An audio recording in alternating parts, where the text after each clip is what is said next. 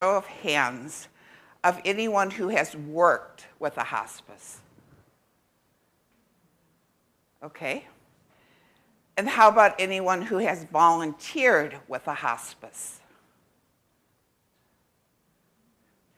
And how about anyone who has had a friend, family member, or neighbor who has received hospice care? Look around. Wow. We'll come back to this. So 10 years of my midlife were spent working with Hope Hospice. At the time, the name was Hospice New Braunfels. I started in 1989 as the 7th employee. Today, they have a staff of 153.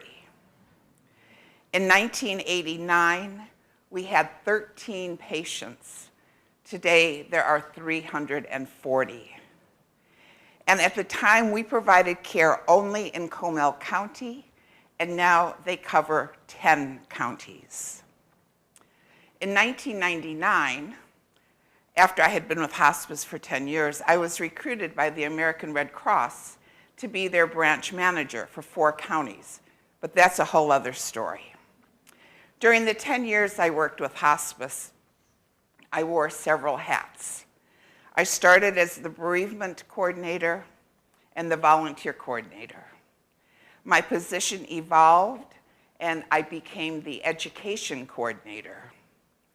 I spoke to community groups, church circles, classrooms, businesses, anywhere I could get an audience. I made a presentation about hospice. And today you are my audience, and I thank you for being here and for your attention. So let's start with the Unitarian Universalist Association's Development of Hospice 1978 General Resolution. And I'm going to read it as it was written. Keep in mind the date, 1978. You know, I'm proud to be a UU, but reading this just threw me over the moon. Whereas, in the course of many illnesses, when a person faces imminent death, a point is reached when medical science can offer no further treatment, which can be expected to result in cure or remission of the disease. And the appropriate therapy becomes that which is designed to increase the comfort of that person by providing relief from the symptoms of the disease. And whereas hospice is a concept of comprehensive team care for those who are terminally ill and their loved ones, combining the services of professional and trained volunteers to provide care 24 hours a day, 7 days a week, and continuing through the bereavement period. And whereas there are at present over 130 groups throughout the United States and Canada that are working to develop humane, compassionate care programs that will cooperate closely with existing services to enable people to die where they choose. Be it resolved that the 1978 General Assembly of the Unitarian Universalist Association recognizes the importance of the addition of hospice care to the healthcare delivery systems in the United States and Canada. And be it further resolved that this assembly urges the Unitarian Universalist to give all possible aid and support to the development of hospice care in their communities. I read that and I was like blown away. 1978. And we'll get into some dates in a few minutes. So the hospice market in the US is experiencing significant growth, driven by the increasing prevalence of chronic diseases among the geriatric population and the rising demand for end-of-life care. Research indicates the hospice market is projected to reach $39.9 million by 2030. This growth is attributed to the aging population, the need for quality health care services at home, and the increasing Medicare reimbursement for hospice care.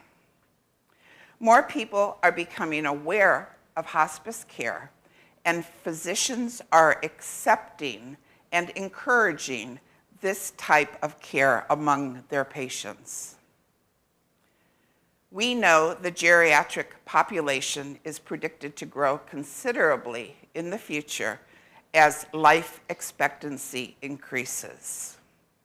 However, the growing population leads to a higher prevalence of chronic conditions such as cancer, dementia, and cardiovascular diseases.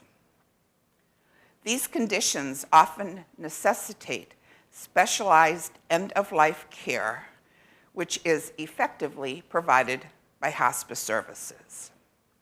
In 2021, about 48% of Medicare hospice patients were aged 75 and above. The number of hospice centers in the US has been steadily increasing over the years.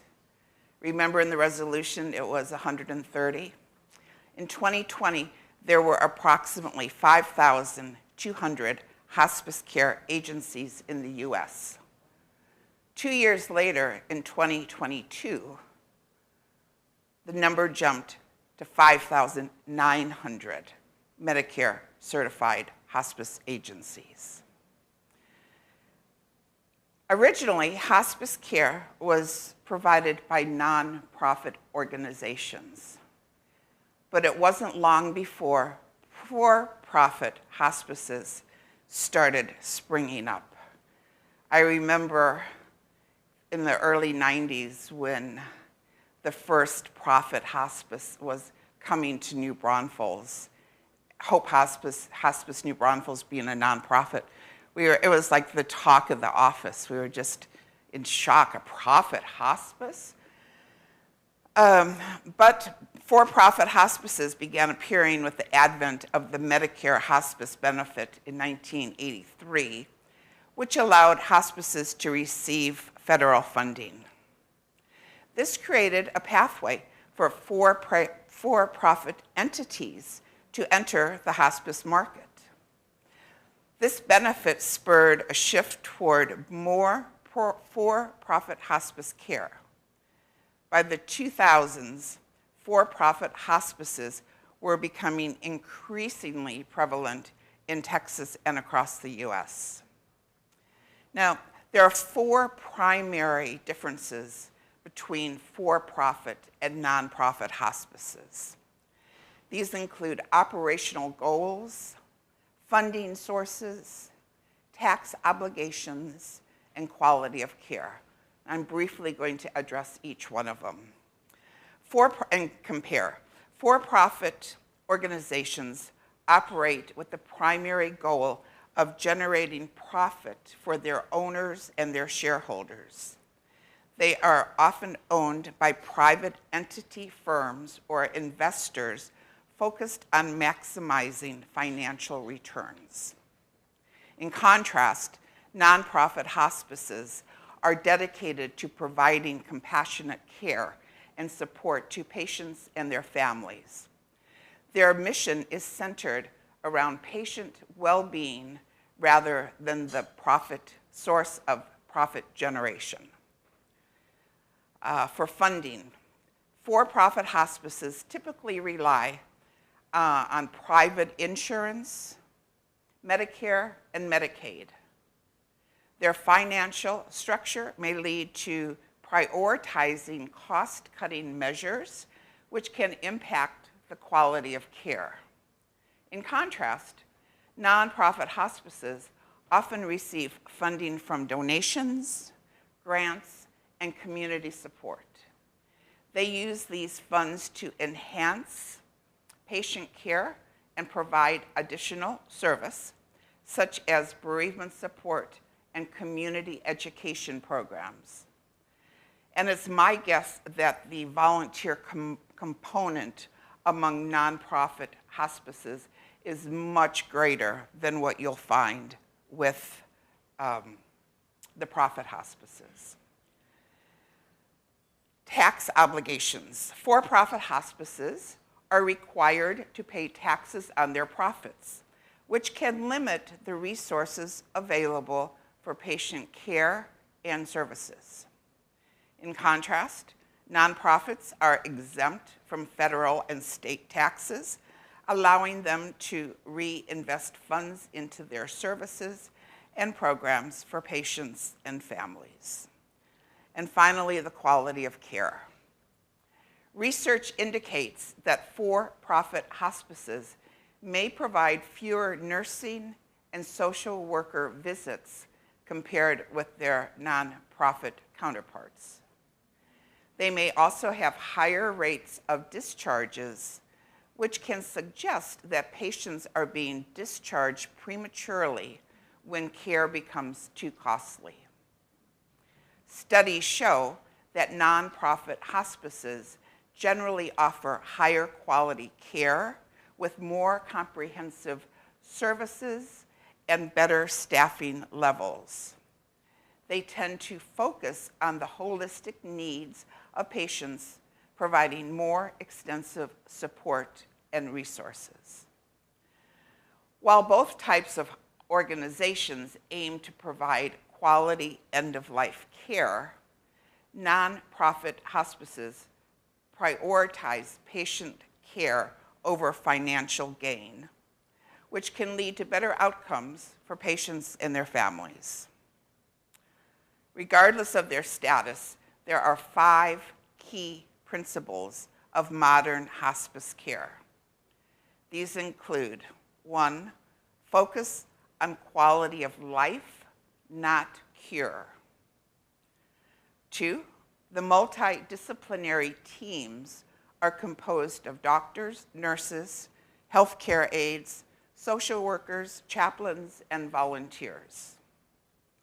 3, hospice care is patient and family-centered care.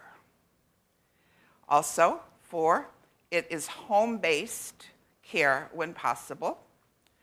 And 5, bereavement support for families is offered. So, how did hospice start? The history dates back centuries, but has evolved significantly over time, particularly in the 20th century. Looking back to the ancient and medieval roots, the early origin of the word hospice comes from Latin, meaning hospitality, or a place for rest and care. In the Middle Ages, religious orders established hospices along pilgrimage routes, offering shelter to travelers, the sick, and the dying in the 11th century. The 19th century saw the foundations in palliative care when, in 1843, the Daughters of Charity of St. Vincent de Paul in France founded a facility dedicated to care for the terminally ill. These institutions were more about shelter and basic care than end-of-life support as we know it today. The 20th century saw the birth of the modern hospice movement when Dame Cicely Saunders, a British nurse, social worker, and physician, revolutionized end-of-life care. She was born in 1918 and died in 2005. She introduced the concept of total pain, addressing physical, emotional, social, and spiritual suffering. In 1967, she founded St. Christopher's Hospice in London. This is considered the first modern hospice combining research, teaching, and care. The first hospice in the United States opened in Connecticut in 1974, and in 1984, a group of community members in New Braunfels got together to start Hospice New Braunfels. There were about 6 people who got it all started. From the 1990s, hospice and palliative care have spread worldwide. Many countries now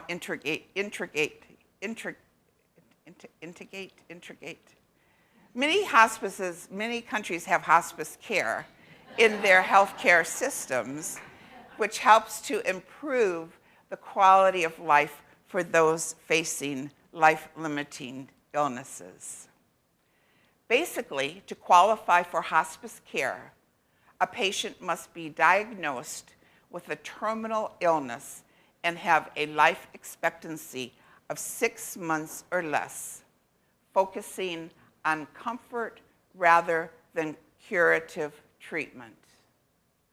However, there are some additional eligibility criteria that must be met. As we know, a patient must have a terminal illness, which means their condition is expected to lead to death within 6 months if the disease follows its normal course. This diagnosis must be confirmed by the patient's primary physician and the hospice medical director. The patient must choose palliative care instead of curative treatments. This decision typically comes when treatments have been ineffective or too burdensome, and the focus shifts to improving the quality of life and relieving the symptoms. The hospice team evaluates the patient's health status, looking for indicators such as lack of improvement despite treatment, a shift in goals toward comfort, and any acute health events that may signify a decline. The patient's doctor and the hospice medical director must certify the patient's eligibility based on these criteria. This process ensures that the patient meets the necessary requirements for hospice care. There are 2 additional considerations. Many patients who qualify for hospice care are also eligible for Medicare, as we know, which covers hospice services. Patients must sign a statement choosing hospice care over other Medicare-covered treatments for their terminal illness. And also, patients can discontinue hospice care at any time if their condition improves or if they wish to pursue curative treatments again.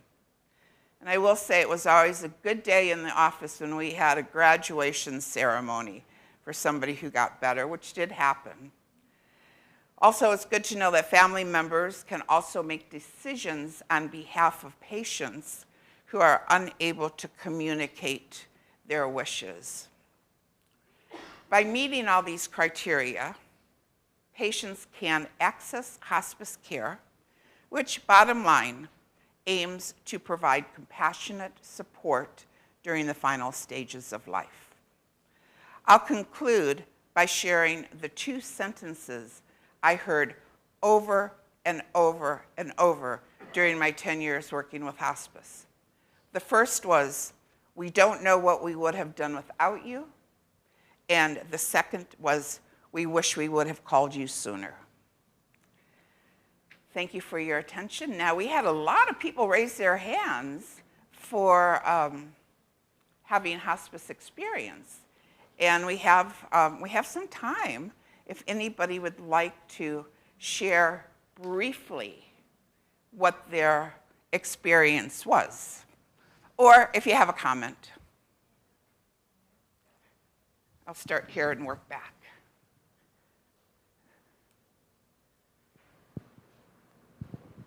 And would you stand up and